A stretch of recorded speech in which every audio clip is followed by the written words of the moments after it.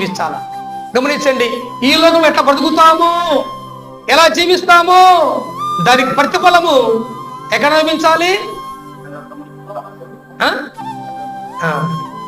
చూడండి, ఈ భూలోకం మన బ్రతుకుల్లో మనం ఎట్లా బ్రతుకుతున్నామో, ఎలా జీవిస్తున్నామో దానికి ప్రతిఫలముగా ఏకలోకంలోనే అనుభవించాలి.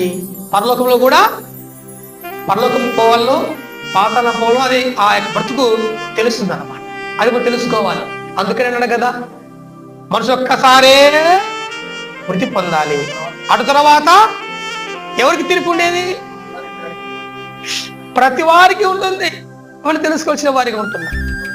ఎలా బ్రతికినామో, ఎలా జీవించామో తీర్పు ఉంటుంది అని దేవుని యొక్క వాక్యము మనకు చెప్తా ఉంది.